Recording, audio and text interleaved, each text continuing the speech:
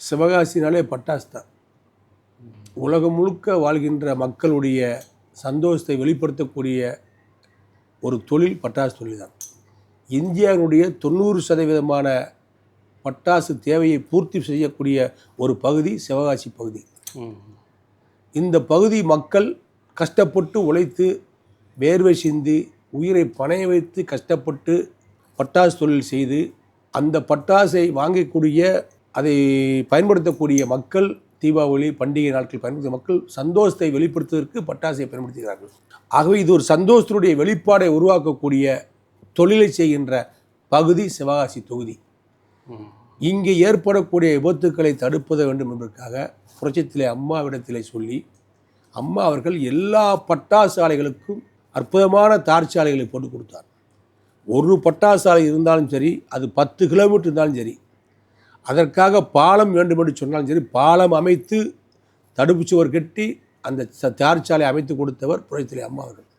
சிவகாசி பகுதி, சிவகாசி வெம்பக்கோட்டை இந்த ஏரியாக்கள் இருக்கக்கூடிய அத்தனை பகுதிகளிலும் பட்டாசு ஆலைகள் எங்கெல்லாம் இருக்கிறதோ அங்கெல்லாம் தார்ச்சாலைகள் அமைத்து கொடுத்தவர், பாலம் அமைத்து கொடுத்தவர் என்ற பெருமையை பெற்றவர் மறைந்த முதலமைச்சர் எங்களுடைய தலைவி புரட்சித் தலைவி அம்மா அவர்கள்.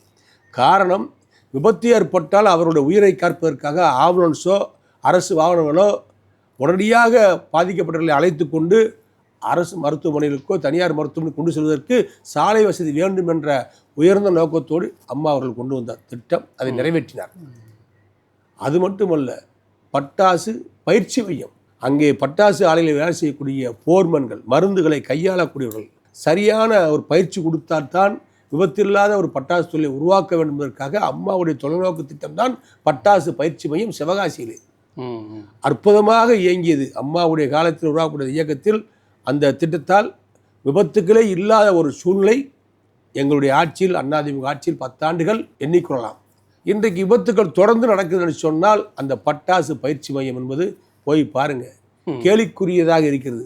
அது இயங்கவில்லை என்று சொன்னாலும் பரவாயில்லை, அதை இடிக்கின்ற சூழ்நிலையில் இருக்கிறார்கள். கண்ணாடியெல்லாம் உடைத்து பராமரிப்பு இல்லாமல், பாதுகாப்பு இல்லாமல், யாருமே போகாமல் வராமல், அரசு அதிகாரிகள் யாரும் இல்லாமல் ஒரு காட்சி பொருளாக பட்டாசு பயிற்சி மையம் சிவகாசியில் இருக்கிறது.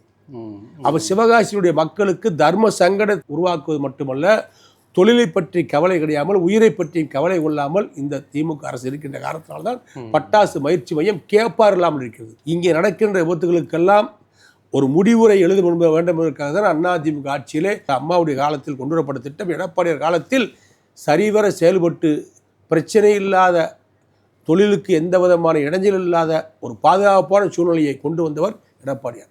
இன்றைக்கு அந்த நிலையெல்லாம் மாறி இருக்குன்னு சொன்னால் அம்மா கொண்டு வந்த திட்டங்களுடைய நடைமுறை செயல்படுத்தப்படாமல் இருக்கின்ற காரணத்தால்தான். ஆகவே அது போன்ற பல செயல்கள் இன்றைக்கு பட்டாசுக்கு எதிராக இருக்கிறது. அதை மக்கள் உணர்ந்திருக்கிறார்கள்.